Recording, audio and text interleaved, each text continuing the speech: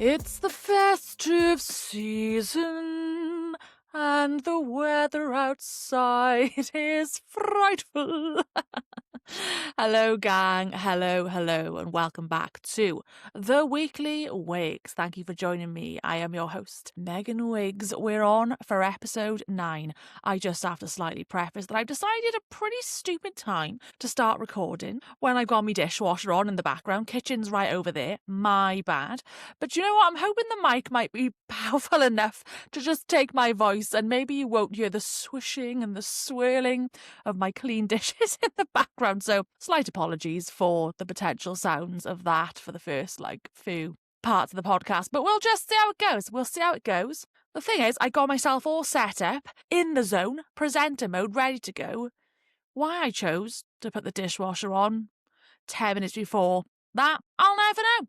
But alas, maybe it'll be like a humdrum ASMR style soothing sound in the background that'll make you feel more relaxed in this cozy vibes. I'm feeling quite cozy right now, as you will see on the video pod. I'm in my dressing gown. Gotta stay warm, gotta stay fluffy and cozy in these very cold, dreaded winter nights.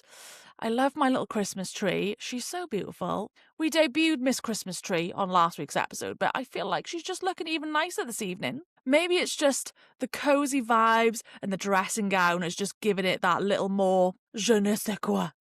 Got the heating on. We're in real cozy vibes. It's really dark outside. Shock because it's the winter. But, oh, guys, I'm tired. Is anyone else already so done with December? Not to be too much of a Scrooge, but I'm bloody tired. My eye bags, if you can see it through the light. My eye bags, I swear to God, are like hammocks under my eyes. It's not cute. I need to get some of those little eye patch things that people wear. I've never used those before, so I don't know if they actually do anything. But, oh, December's a rough one, innit? It's like you've got all this pressure of feeling like you want to enjoy the Christmas festivities. I kind of touched on this a bit last week. And it's like I am down for the general festivities and like having a mooch around and love me little tree and all the rest of it. But, oh, it's just chaos everywhere you go, innit? I went into town today just to go get some bits and bobs. And it's just rammed. It's just rammed everywhere you go, with it being obviously a few Saturdays before Christmas now. It's just like everyone's on the lash, boys, on the lash. Or doing the Christmas shopping. And yeah, my tolerance for it is pretty low, I'm not going to lie. I think the seasonal depression vibes too don't really help, because the permanent grey and dark that we have here in the UK, it takes a lot of willpower to have to get through the winter seasons in the UK. I mean, temperature-wise, don't get me wrong, I think it definitely gets a lot colder in other parts of Europe, but why does it always feel like we're just a constant grey in this country? Just hangs over our heads, makes me long for the blue sky and the sunshine. I miss it dearly. But you know what? The one part of the Christmas season that is actually something I get very excited about, and we'll have a little debrief, is Spotify Wrapped.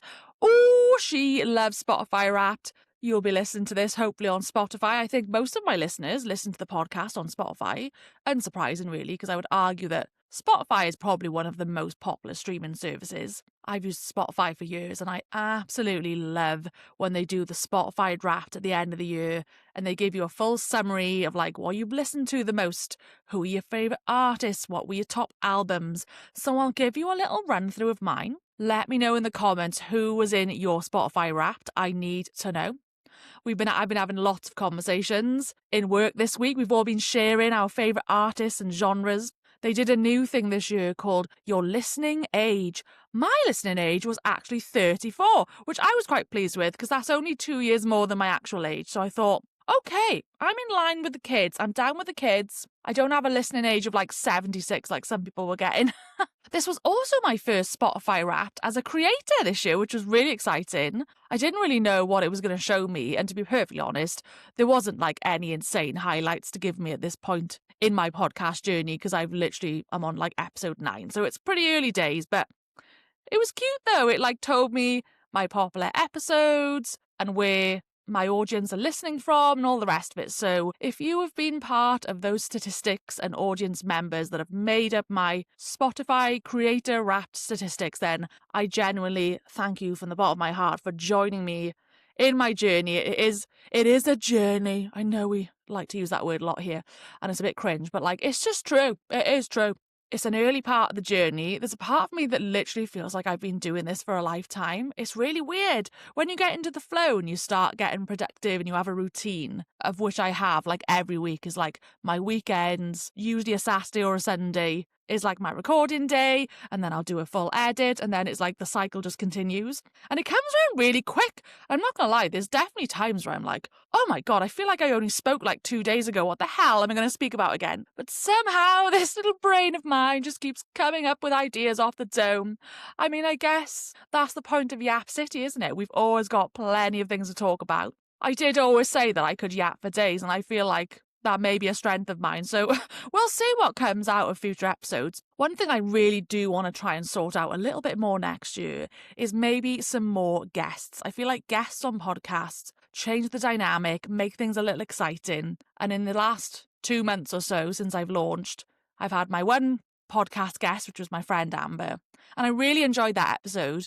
So I'd like a bit more of that energy. So fingers crossed, we'll get that sorted in the new year. I've got to figure out some tech stuff. We've got to do remote guests. That might be a challenge, but we're going to see how it works out. If you are a creative girly or you've got any fun topics or ideas that you would like to talk about or potentially come on my podcast, please do reach out to me on all my social channels. I would love, love, love to collaborate with more people in the new year.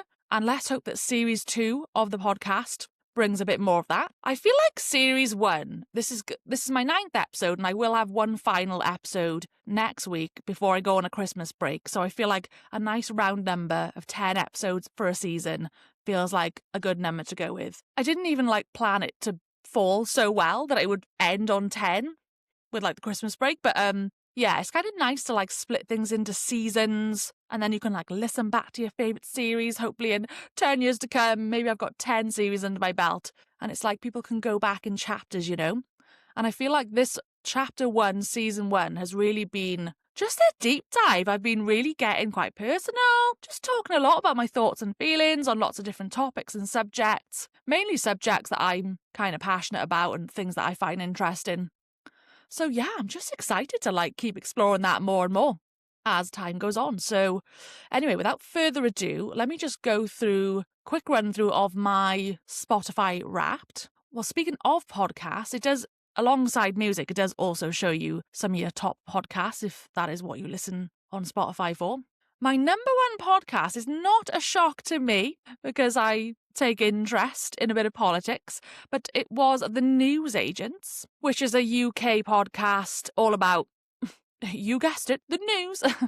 It's actually quite a political podcast. It's some very sort of famous British journalists. One's called Emily Maitlis, John Sopel, is that how you say his name? And Lewis Goodall.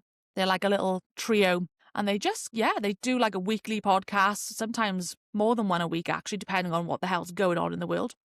And I keep up to date with all the news and all the politics and all the craziness more often that's going over in America and all the rest of it. So that's very much my news source, is The News Agent. So that got number 1 spot. My number 2 podcast was The Guilty Feminist.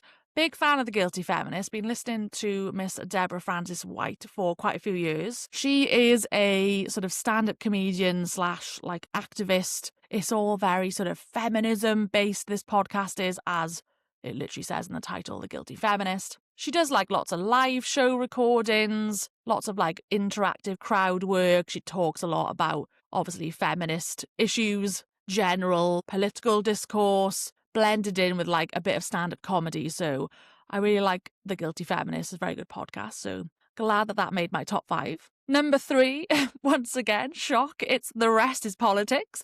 As you can tell, I'm in my political bag in this last year or so. I have to be so real. I was never like this growing up. Like, politics to me is actually a very new foray, shall we say. It's only in the last like 2 or 3 years that I've started to take more of an interest. I think, honestly, if I'm being so real, it probably is just not a surprise that it coincides with one, just aging and being in my 30s and maybe maturing, but two, just obviously the current state of the world, because like what is actually going on in this world right now, from Trump to all the wars to the cost of living, from the years of the pandemic, like I feel like we've lived through complete madness in these last 5 years. And so it's probably not a shock to me that I've been a little bit more drawn to the news and politics and like, hey, what's going on? I need to stay locked in. I gotta know what's going on in these streets.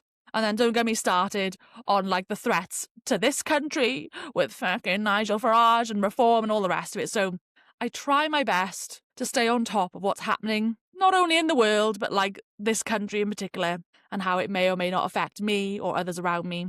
And I mean, don't get me wrong, I'm not listening to it every day of my life because sometimes it can get a little bit dark and depressing. But these particular podcasts, though, are a really good way of like explaining and presenting like debate and just thought. I like to think, I like to learn, and I like to think. And because I was never like this growing up, and I was really quite clueless to all things politics and global affairs, like I just take like a real interest now in my 30s and just learning about it as well. And that segues me on to my number 4 podcast, which is The Rest is History. And I have been in my history bag this week. Oh my God.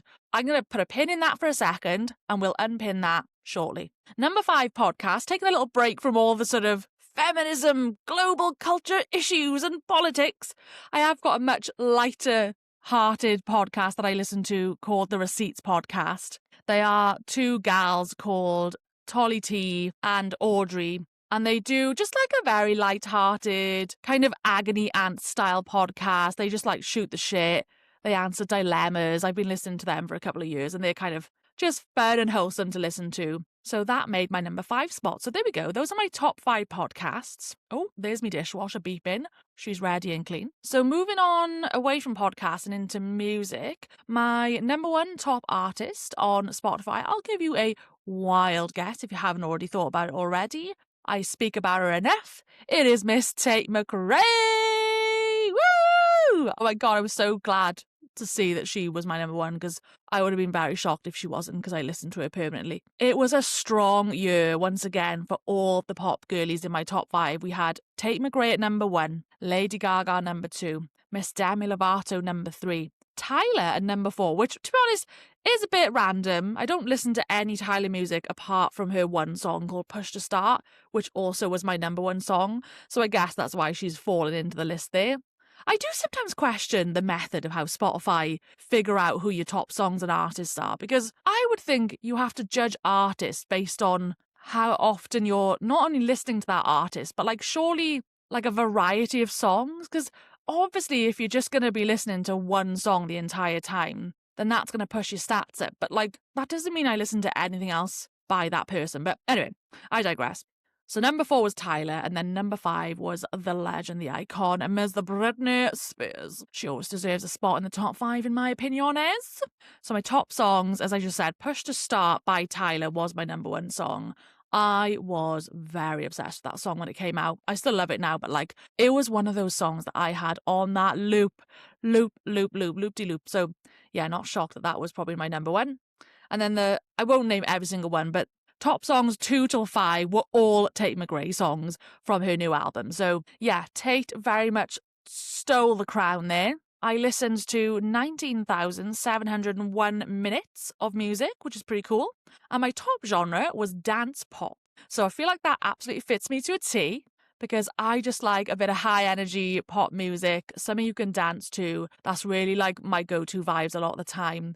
Sprinkled in with a little bit of like R&B and UK rap and grime, so they definitely did nail it on that one. And then in terms of my top albums, once again, of course, Tate McRae took the 2 top spots here. The number 1 was her newer album from this last year called So Close to What, which is a great album. The second one was her album before that, which is called Think Later. In 3rd place, I'm so glad this made it, considering it was kind of a late comer to the year, but West End Girl by Lily Allen took the number 3 spot. Woo! Oh, did I actually mention this yet in the podcast that I managed to secure tickets to see her next year? girlies, after my deep, bitter disappointment that I literally forgot to set my alarm to buy tickets on the first round, I was devoed. I was like, no, how could I do this to myself? That album's a masterpiece. Thank God Lily came through clutch. She gave me a second chance. She announced more dates and she's coming to Manchester Arena now. So I bagged those tickets. So I can't wait to see her next year. So yeah, I'm really glad that West End Girl made the cut. Number 4, we had The Fame by Lady Gaga. I mean, that is a standard rotation in my album listening repertoire. I actually genuinely think The Fame by Lady Gaga is one of the greatest pop albums to ever exist. It is like very much a non-skippable album, maybe 1 or 2 songs here and there, but like it is a stellar run of songs. It was her first debut album that she ever came out with, and it stands the test of time to this day. So I'm really glad that made the cut. And that is why I quite frequently go back and re-listen to that album. And then number 5, we got some male representation, which is a little bit rare for me because, like I said, I do rep the pop girlies a lot of the time. But naturally, when I am occasionally listening to a bit of UK rap, Mr. Central C tends to make the cut on that one. So his album from this last year called Carton Rush Greatness made my number 5 spot. So there we go. That is my Spotify Wrapped in a nutshell. I'm pretty pleased with the results. I think that's a good little selection and very much me to the T. So yeah, let me know in the comments who made your cut. Although maybe you're not on Spotify. I know that Apple Music, I think, have introduced like a similar thing to Spotify Wrapped. I don't know if it's quite the same in their metrics, but yeah, do let me know who came out on top for you. So back to that pin that I mentioned earlier on. I'm just going to pluck that pin out when I was just briefly mentioning the Rest is History podcast. Guys, I am in my history era. Now, for context, I have always enjoyed the study of history. She's been a little history girly from school days. I did take it as a GCSE subject and an A-level subject when I was in school. And I've always obviously taken a mild interest in some parts of history, right? Like we learned about World War II in school and a little bit about America. And obviously you all learn like some of your basics when you're in primary school as well about like Henry VIII and all this stuff, right? But to be honest, again, I don't know if this is just an aging thing. She's getting more mature in her interests or what, but like the politics thing, the history, like I'm just on a complete learning curve right now. And I'm just really enjoying like learning facts and history and information. Do you know what it is? I actually, now that I think about it and I'm talking about it out loud, it honestly probably is also connected to the fact that we live in such a brain rot society. Like, oh my God, the constant scrolling on TikTok. And don't get me wrong, I am guilty. We all do it. We all scroll on Instagram, on Reels, whatever it is you're on the Facebook timeline. It's just a mindless activity. And sometimes I think what I've found in the last few years, with obviously the rise and the blowing up of TikTok, and also actually when you think about it, like that coinciding with like the pandemic days of like we didn't have that much to do, I genuinely have been feeling like over the last few years that my brain cells are in fact depleted. Like I genuinely have had moments, also as a remote worker as well. This could just be like a lack of stimulation in like your day-to-day life when you're just always kind of remote working on your own from home.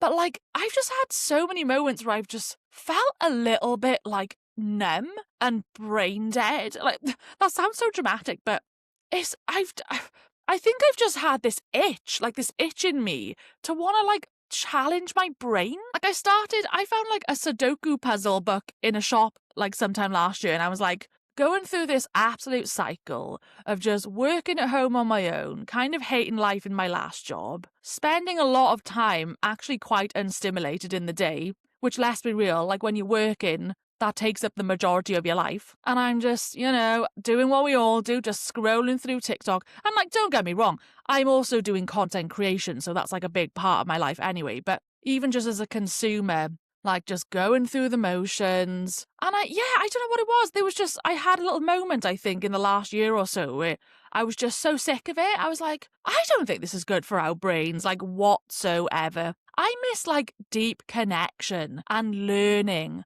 and challenging my brain and feeling like I'm doing something with my life. I just don't know was that took over me, but it was just like this yearning for learning. So that is what she's been bloody doing in the last year or two. I've been trying to be a lot better with books. I'm not a huge reader. I struggle a little bit with that because I'm more of a visual media kind of person. I obviously love videos, movies, music, like anything visual really does stimulate the brain for me. But I think it's also important to find like calm and solace and quiet in reading moments. And I've only ever really been able to do that whenever I've gone on holidays, where like you're in an environment where you know you're going there to relax, you're sunbathing, it passes the time. But I'm still struggling a little bit to like find that time to relax when I'm at home. I am getting better though, and it has helped finding more interest in like historical moments and stories to actually go out and like get books. And then people have been gifting me books for Christmas, and I'm like, ooh, I've got a cute little collection now. A lot of the books that I quite enjoy reading are shock history books. I'm not really a big fan of non-fiction. Is that the right word for like sort of fantasy type, you know, like things that aren't real? I think that's non-fiction, isn't it? I don't really care for books that are like, I don't know, let's just use Harry Potter as an example, like made up stories and stuff. I just really do enjoy like factual books or things that are based on true stories. I love reading like accounts of people's experiences of things that have happened in real life. So yeah, there's not a shock really to me that I'm a very big history nerd. I'm currently reading a book called, wait a second, what's it called? Called War's Forgotten Women. It's a book about like the widows of like World War I and World War II soldiers and how they were very poorly mistreated after the war. I won't go into a full review of the book, but I've been enjoying that recently. But I've been really quite enjoying podcasts and YouTube channels all about historical moments in time. That is clearly why The Rest is History made my top 5. They also happen to have their podcast as a video element on YouTube as well, so I watch it a lot on there as like my sort of evening telly, if you like. And then I found another interesting channel. Let me see if I can find the name of it. This was great. It was, I have to say, if you're not even that into history and you're just maybe mildly interested, but you're scared that like, oh God, what if this isn't for me? Because don't get me wrong, I can sometimes struggle to follow along with what the hell a historian is like telling you a really long story, and it can be hard to follow along sometimes. But I found this great YouTube channel called Oversimplified. It has 9.35 million subscribers, which is not surprising actually. And it's these really like quite short form videos, and they come in the form of like cartoons. And it's all about loads of things in history, like World War II, the French Revolution. But it's kind of like a comedic, simple way of telling you the history. I'm loving it. I've discovered that channel this week, so I've been obsessed with that. I then also found, as I was listening to The Rest is History and all these other channels, my current history lore is the Tudors. I've been really into learning about the Tudors and like Henry VIII and all his wives. And then there was an episode I found about Elizabeth I, a full series on her. A lot of like monarch history in England, right? And there's a really good channel I found called History Extra. And there's a current series on there right now where they're talking about what life was like for the Tudors. And it's fascinating. Here's some fun facts that I have learned so far this week. Number 1, Henry VIII literally hired a man to wipe his ass. Not joking you. And it was a very revered, is that the word? Revered. Yes, revered. I think that's the right word. A revered job. It was an honour to have that job because you were so quite physically, literally close to the king that you literally wiped the shit out of his arse. The man couldn't even do it himself. So that was a bit of a wild fact. Quite often as well, sorry not to do too much toilet talk here, but in the Tudor times, even sometimes in the courts and in the palace, they would have like communal toilet benches. So it was like a long wooden bench with holes in them to shit in and wee in, obviously. But like you would be all sat alongside each other, just chit-chatting as you're on the toilet. Like, like no private cubicles. No. Everyone is just shooting the shit as they literally shit. Could you imagine a time where you just sat there and you can just like smell someone. Like, oh God, very grim. But that was a standard of the Tudor times. So that I thought was quite funny. Another norm of the Tudor times, which is kind of funny when we compare it to now, is that it was actually quite the statement for you to have black rotted teeth back in those days, because it was a sign of your display of wealth, because you were someone that could afford sugar, which obviously back then was a luxury. So anyone that could have sugar and potentially boiled sweets or anything of those sorts, often wealthy people, they would all have very bad teeth. And surprisingly, we're not in the age of dentists and dental care out here. And I think Elizabeth I was actually a common example of someone who had like visibly black rotted teeth. But like no one was horrified by that. It was celebrated. So that I thought was a fascinating fact. And other than the fact that they were literally all chopping each other's heads off with axes, I mean, that, oh my God. Could you imagine a time where they used to go as a form of entertainment to watch public executions? I can't wrap my head around that thought. And I was watching one of these videos and they had images like portraits and pictures and drawings of what it used to look like. And it's like what you would imagine now, a giant rugby match in the Millennium Stadium, 75,000 people in an arena, going to a concert. Like you'd have like those level of people all turning up to watch someone either get hung or get their head chopped off with an axe. And they're cheering and screaming. And to the extent they used to, it was a fun day out. You had merchants and sellers. They were selling refreshments and sweets and drinks and things in the crowds. Like, can you imagine? Oh my God, it's just a wild time to think about the Tudor era.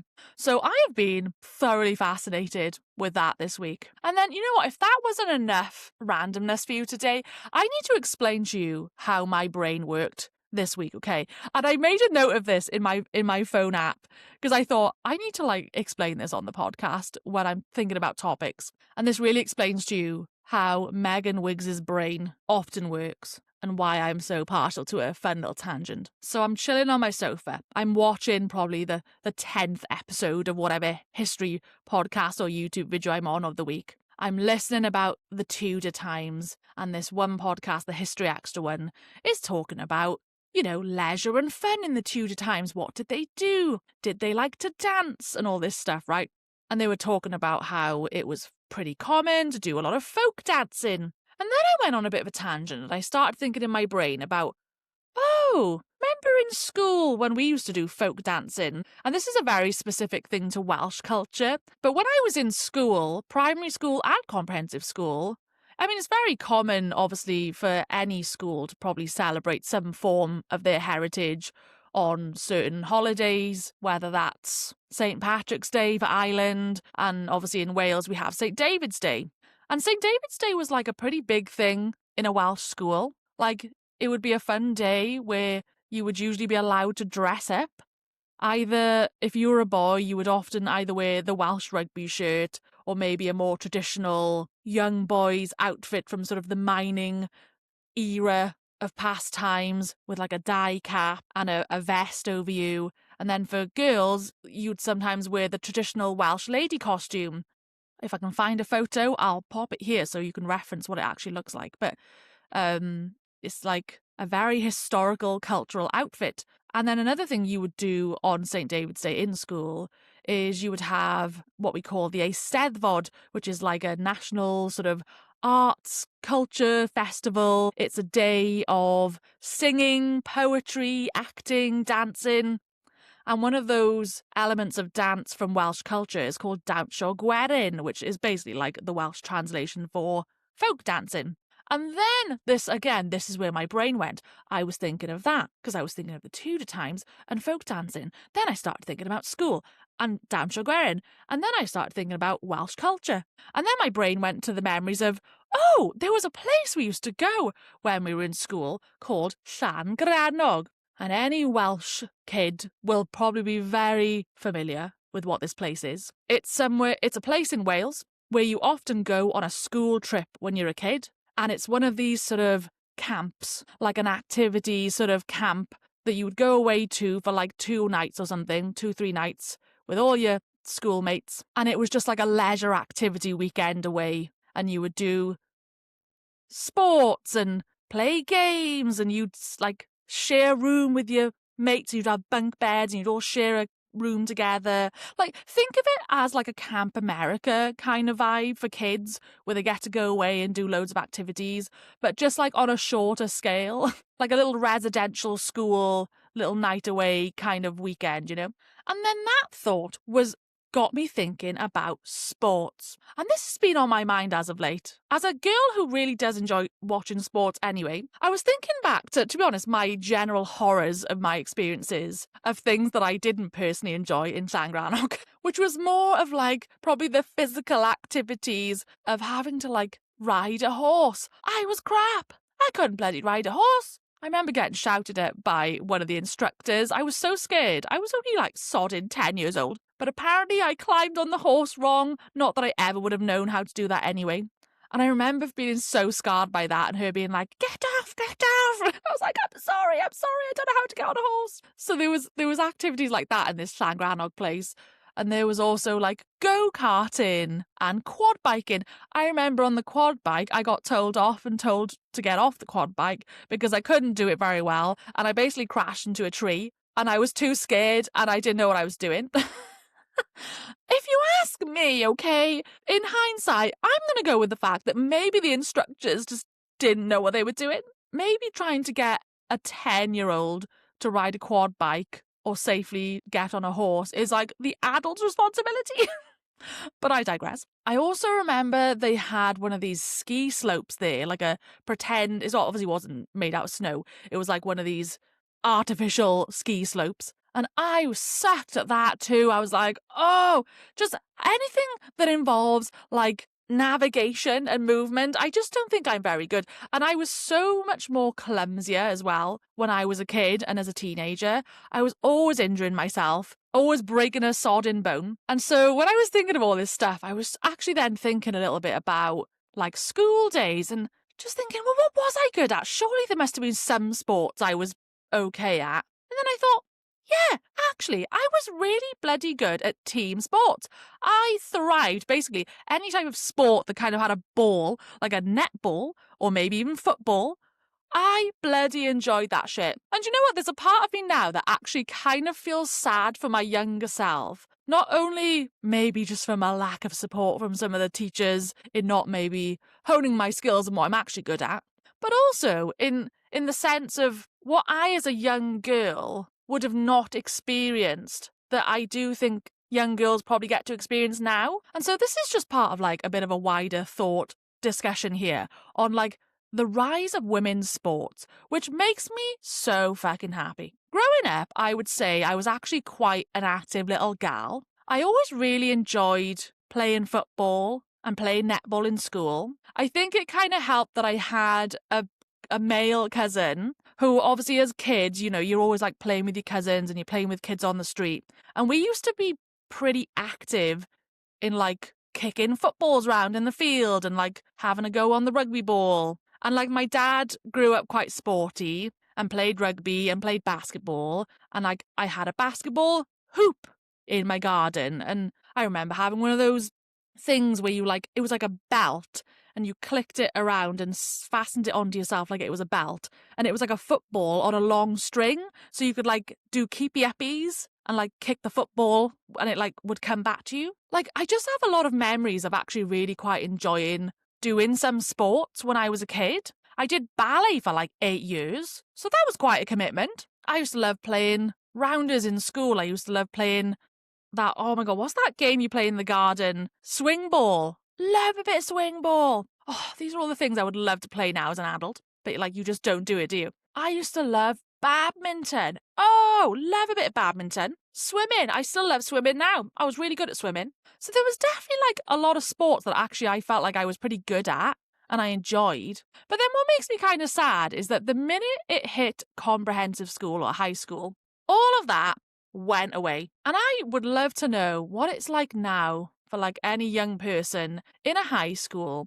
Like, what does the sports and PE, the physical education lessons, actually look like? Because back in my day, it was really very gendered, which I think's just quite sad that we used to gender sports so rigidly, because it was a classic case of like, well, the girls, you have to play netball and do gymnastics, and the boys, you basically get to do rugby and football. I don't even think, surely that's not even a thing anymore. I guarantee that schools probably let girls to play rugby, because now look at the absolute representation that we have of female sports. You know me, I love a statistic and I like a bit of history. So I'm going to just read you out some facts that I found on the UN website. And this just like fills my heart with joy. As a true feminist and sports fan anyway, it is so nice to finally start seeing so much representation for women on like the global stage, which when I was growing up didn't exist, did not exist. And if it did, it was in very, very small numbers. So women's sports media coverage has actually tripled since 2019 after remaining stagnant for 3 decades. 3 decades at just 5% to 16% in 2022. Now, to be perfectly honest, it's kind of sad that we even have to be celebrating the fact that it's like a 16%. Whoa, major. Like, it should be way more than that, and we know that. But we'll take the wins. And what they're predicting is that if this coverage trend continues at the current rate of growth, then women's share of coverage could reach 20% by this year. This must be like maybe a fact from last year. So I wonder if that did in fact happen this year. The world record for the largest attendance for a women's sport event was set in Lincoln, Nebraska on the 30th of August 2023, where 92,003 people packed a stadium to watch a volleyball doubleheader. The previous record of 91,648 was set on the 20th of April 2022 at Camp Nou in Spain, when Barcelona's women's football players hosted Wolfsburg in the UEFA Champions League semi-final. Over half, 54% of women's sports fans only began watching within the last 3 years. Isn't that just so crazy? That's wild. And honestly, like, I can relate to that because I feel like I only have really started fully really enjoying and watching women's sports in like the last 3 to 5 years. And it's because there's been coverage of it, because it's had the airtime. And like I said, growing up, none of us were exposed to that. We didn't get to pick all the different sports we wanted to in school. It was all gendered. Don't know why it felt the need to be gendered. Girls can play football and they can play rugby. It's a mad concept to think that I guarantee they would have made that decision because, oh, rugby's probably too rough for girls. Meanwhile, I'm out here nearly breaking my neck trying to do a roly-poly in gymnastics, which I absolutely sucked at. I hated gymnastics with a passion. I was so good at netball. I thrived at netball. I was one of the tall girlies, so I was always the best goalkeeper. I was like, yeah, you're not coming past me. Bat down the ball. And I thrived at it so much. And then, again, you go to bloody high school and then everything gets gendered. And then the other sort of side thing that actually does happen a lot in schools, which this is just kind of a separate side note here, is like things become really cliquey in high school, which makes me kind of sad. And that was that was my personal experience. I don't know what it's like these days. Maybe someone had a different experience than me, but I always felt a bit bummed when I went to comprehensive school because it was like I'd been so good at netball all throughout primary school. I thrived going after school to my little netball club, and I just used to really enjoy it. And at that time, I was still doing ballet on the side. And then I go to school, and all of a sudden, it was just like the popular girls and the skinny girls are the ones that get to play netball. And I mean, I take that back. They're not get to play because everyone could play if they wanted to, but the way that it got so cliquey so quickly made me sad in high school because I always felt really intimidated and like I could never have even dreamt of doing netball on the side because, like I said, everything just became really cliquey. I was always like a bigger girl anyway, and it was always a little bit intimidating seeing all the like sporty, popular girls getting to play on the team. And if I'm being so perfectly frank and honest, I felt like the teachers in my school lent into that too. They absolutely favoured those girls. I always felt like if you weren't necessarily an athletically inclined person or you weren't like super fit and skinny and active, and maybe you were a bit frumpy or you were a bit bigger or a bit of an outcast, then like I just felt like you never got a look in. And again, you know, I can only speak to my own experience of what my school was like, but that just played a huge role in my not wanting to participate in any type of like team sport or any activities in school. And then to be honest, like gym lessons just became not fun. Like they became a real chore. And I always just felt so insecure and just dreaded gym lessons. I to be honest, I think I just didn't even like the part where you had to change in changing rooms in front of all the other girls. Like, look, I never had any personal experience of anyone like being particularly mean to me or saying anything to me, but it's like we're all teenage girls. We all know how girlies can act. People are very immature and people talk behind each other's back. And I just had this like internal fear at all times that like, oh, I'm like one of the bigger girls and like people are gonna call me fat. And like I pretty much always felt like I had to sort of hide when I was changing. Sometimes I'd rather go into the toilet cubicle to change. Like, maybe that's just like, I could probably honestly unlock that whole conversation in another episode, because a lot of that is all about just like body image and being a young girl in a certain environment. Anyway, that aside, but I felt like gym lessons didn't become very fun anymore. And I always felt a little bit like sidelined as one of the non-popular girls who wasn't on the netball team.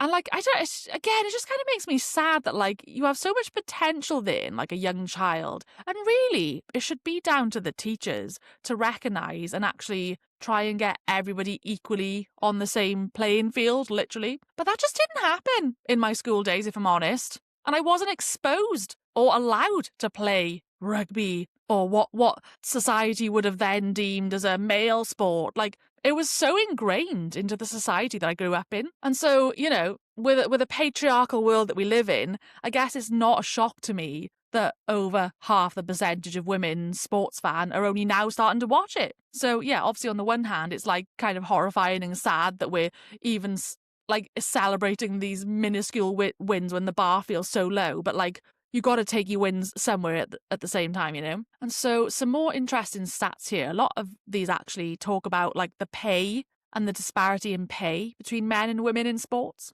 And this is something that I think has got a very, very long way to go. And don't get me wrong, we know this isn't just unique to the sporting world. This is kind of a worldwide thing. But specifically in sports, men's sport absolutely gets a significant amount more in money and sponsorship deals. And I do look forward to a world, hopefully one day, where we potentially see an actual equality there. That would be really nice.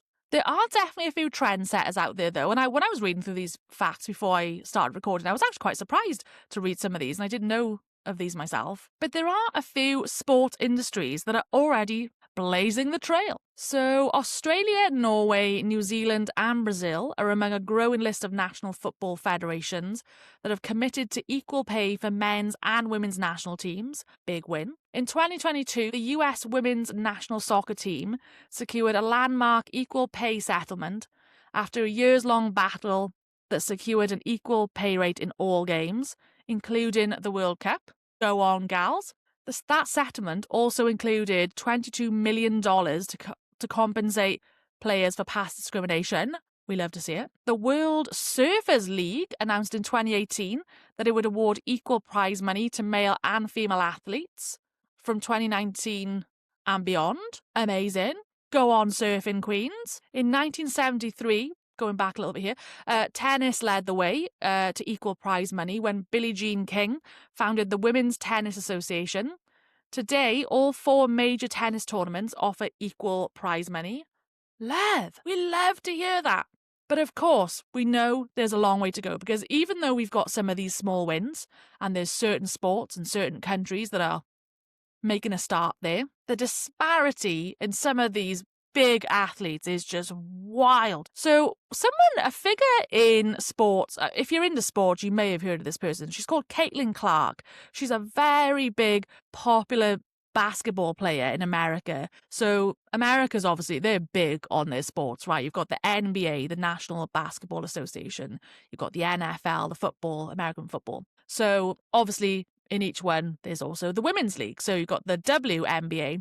And one of the superstars, she's sort of emerged in the last few years. She's a girl called Caitlin Clark, and she's like a really good basketball player.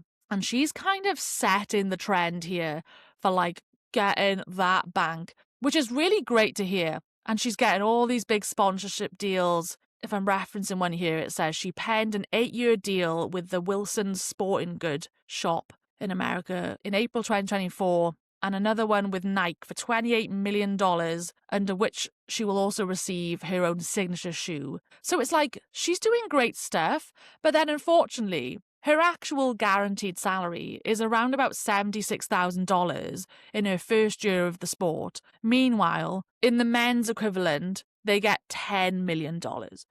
Like, I'm so...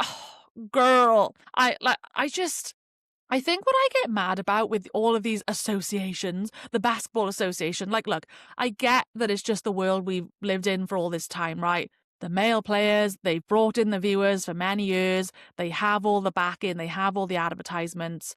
They've got the draw, right? We understand that. But the point is that if these associations did a bit more to fork out the money equally, then we wouldn't even have to have these discussions. I kind of hate the fact that, like, sometimes they use the reason of like, well, the thing is though, if you don't turn up, then what do you expect? At the end of the day, you've got to go to the games. If you want the game to grow, you need to attend, which is correct. But also, I'm so sorry, you could actually just make a valid decision in going, do you know what? This male player, we give him 10 million. And this amazing superstar gal who is really bringing people into our sports, we're giving her £76,000. We could honestly balance the books. We could just even take a cute little 2 million off that 10 million guy and hand it to her. Like, at the end of the day, the money exists. The money is floating around and you are the ones who decide where it goes. And it's like, I just feel like some of these associations, they actively are choosing the discriminatory route. And I just feel like it shouldn't actually even matter at this point who goes to the most games. Like, the money pot is there, okay? Within your sport. It is there. And you could choose who to give it to. And actually, newsflash, the reason why probably some people haven't been going to the women's sport as much is because you don't put any advertising money into it. People don't even know that these teams exist. So it's kind of like blaming sort of like the women as if it's their fault. But actually, it's probably no doubt the men at the top who make those monetary choices put us at a disadvantage, you know? So yeah, I'm not gonna lie, that kind of makes me mad when I see just the real insanity in number difference of their salaries for some sports. And I know, like I said, some sports are getting better, but we have got a very, very long way to go yet. And to be honest, it's exampled just in 2024. They had, the Forbes magazine, they do like a list of like the highest paid athletes in the world. And out of the 100 highest paid athletes in the world of the 2024 Forbes list, not a single one was a woman. We gotta switch that around, hens. It's time to start changing it, because I'm sorry, some of these women are superstars. Like, I get it's a big part of sport, isn't it? Like, you need the athletes to have a bit of star quality. That's what brings people to the game. That's why you feel committed and connected sometimes to these teams and players. But there are some women out there who are really making waves. You know, you've got Caitlin Clark. Arguably, I would say the biggest trendsetter and person in that field is Alona Mar. Oh, I love Alona Mar. She is such a queen. She is an American rugby player. She went pretty viral, again, kind of helped thanks to TikTok, but during the Paris Olympics, I think it was, or was it the Tokyo Olympics? One of them two. It was basically the last two Olympics. She got into her social media bag and she just started like documenting her time at the Olympics, and she started to go really viral, unsurprisingly, because she's like a great personality. She's an amazing athlete though as well. And like the thing this gal is like, she's really raising the profile, and she's practically like a social media influencer full time whilst being an athlete. And it's kind of sad in a sense that like I think she spoke about this before on like podcasts, that she's really having to do this to like pay her bloody bills, like, because the pay that she will receive is so unequivalent to what her male counterparts do that she has to take up side hustles. She has to do things on the side. She has to do what she can to grow the game. So even though like, you know, kind of the background of it is frustrating and that she even has to do that, but she's doing a fucking great job, let me tell you. She's just got her own Barbie doll. She was on the Sports Illustrated cover. Like she's done what's it called? Dancing with the Stars in America. Like she's really become a very famous personality, an athlete, and it's like really awesome to see.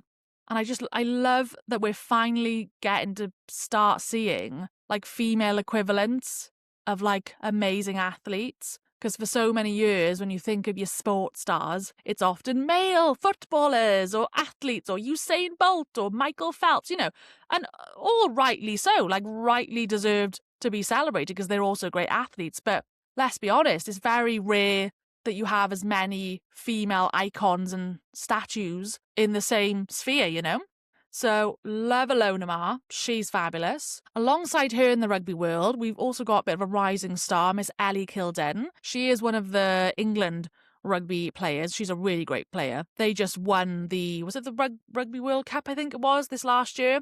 The England Roses. They did very well, and she's sort of their star player. She also got a Barbie doll alongside Alona Mar, which is really cool. I also am like thrilled to see we've kind of even got sort of stars in our midst with presenters as well. You know, you've got Alex Scott, who's got an MBE. She was actually just on the recent series of I'm a Celeb. She's like a prominent sports broadcaster. She used to be a lioness. Like, you've got Jill Scott, who's quite a popular sports broadcaster personality. She was also a lioness player. Can we just take a minute to talk about the Lionesses, the England football team for the women? Oh my God. Now, this is very rare for me to be saying this as a Welsh person, because anyone who's Welsh will very rarely even dare to support England in a sporting match. Come on, we're arch nemesis. But there is a place where I will accept it, and it is in the world of women's sports. Because I just love to see women win. It was actually so amazing to see the Wales women's football team, for the first time, I think, in their history, get a chance to compete in the Euros this year. What a moment. Jess Fishlock, also another complete sporting icon. And obviously I supported Wales, but then, unfortunately, because they're a little more of an inexperienced team, they didn't get super far. But England women, though, the Lionesses, I mean, what a job they've done at captivating the nation, to be quite frank. Like, obviously, the UK is a very big footballing nation. Everyone in England loves to yap on about, like, football's coming home. And let's be real, the men never deliver. They always lose out at the very end. And so the last, 2 years, the England women's team, the Lionesses, have been absolutely dominating it, mate. They've won, back-to-back. They've got an amazing coach, Serena. There was some epic scenes earlier on. I think it was in the summer, wasn't it, when they won the Euros again. I was on the edge of my seat watching that penalty shootout. I'm kind of a second-hand Lionesses fan, even though that's really against my Welsh grain to do that. But like I said, I'm willing to do it for the women's sports because we've got to see each other win either way. So yeah, we love to see this growth. And it's just so mad. Like, I grew up, right? Like I said, enjoyed a lot of sports, always was quite active as a kid. A really big part of my childhood with my dad was going to watch the football. Shout out Cardiff City FC. God bless, and they're not doing very well these days. But my dad always enjoyed sports, and so it was like mine and his thing, you know? Like, we just always used to be the two in the family that liked to go and watch the games, and we had a season ticket, and I would go for years when I was a kid. And then as later years have developed, that's kind of turned to ice hockey. We like watching the Cardiff Devils at the ice hockey, which is really fun. And, you know, and I've seen some amazing international rugby fixtures over the years, like in the Millennium Stadium in Cardiff. Love watching the rugby. Really do just enjoy watching sports. My only sports that I'm so sorry that I'm really not a fan of watching is cricket and golf. I'm so sorry. Snooze fest, not for me. But you know, obviously I've enjoyed seeing the excitement of male athletes in that area for a long time. But, you know, getting to go to women's football game wasn't a thing when I was a girl. And it literally fills my heart with joy when I see now that not only obviously the coverage of so many women's football games on TV, which is amazing, and then when you watch it on TV and you see all the footage in the crowd of the other young girls and their families and their dads that take their young girls, and I'm like, Oh, that's so nice, because I had a version of that with my dad, but like, I'm sure as a young girl, I probably would have found it even more amazing experiencing that same vibe with the women's team, because it's like, of course I'm going to feel that as a young girl looking at other girls playing sports. Like, you can relate to it, you know? So I'm so happy that like young girls of today get to experience that, and that we're finally seeing more visibility in that sense. And I mean, hey, listen, don't get me wrong, there is still a long way to go, and unfortunately, women's sport are often met with a bunch of haters. I mean, the amount of online abuse I can imagine that some of these athletes get was probably horrendous. One of the most famous cases, that awful guy, Joey Barton. Oh, I feel like I don't even want to really give him much limelight in my podcast because it's not really worth it. But it's important to just highlight how disgusting and horrible that some men unfortunately still are. I'm not saying it's just men. There's probably a lot of women out there who probably share similar views. But this guy, he's like an ex-England footballer, a complete loser. He's from Liverpool. And he's got a podcast. He's like a classic misogynistic pig. And he's always slated women's sport. He slates the commentators, the athlete. He is a bitter, sad little man. And it was actually quite vindicating recently when he finally got done in at the courts. He was found guilty of 6 counts of sending grossly offensive social media posts. And he basically was just chatting shit, mainly about women and some of these women commentators. There was a guy called Jeremy Vine, who's also a broadcaster, who he like slagged off. I don't have the content, I don't have the actual tweets in front of me, but it was just some really abusive stuff. And he actually got done for it in court, which is so satisfying. And that actually followed on from him being found guilty months previous for assault charges for basically beating up his wife. So goes to show you what kind of man that is. And I don't really enjoy how much airtime this guy has had, which is why I don't want to spend too much time focusing on him. But like, it's just a reminder that like you still have a lot of very real opposition to equality and exposure for women's sports and just wins in general for women. Equality. It's literally all it's about. It's not about we hate men and all the rest of it. It's just about being on an equal playing field. And I tell you what, I am enjoying watching the success unfold. It is so amazing. Well, you hear it quite a lot now. Whenever there's some new tournament, whether it's the Rugby World Cup or the Euros of the football, there's always new news headlines now of record-breaking attendance. A record has been broke. Alona Ma, who is the American rugby player, she recently did a stint in, I think it was the Bristol Bears, are they called? I can't remember, like a Bristol rugby team. And she was setting records of attendance there. And it's just like, oh, we love to see it.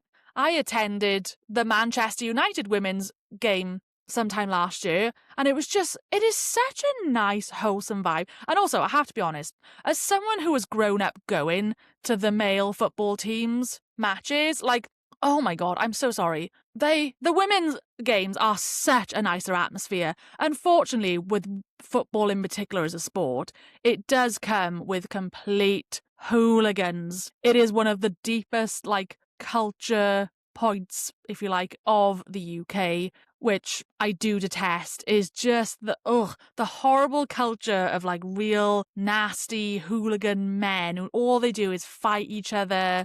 They're a bunch of racists. Like, there's some really bad eggs out there in male football worlds.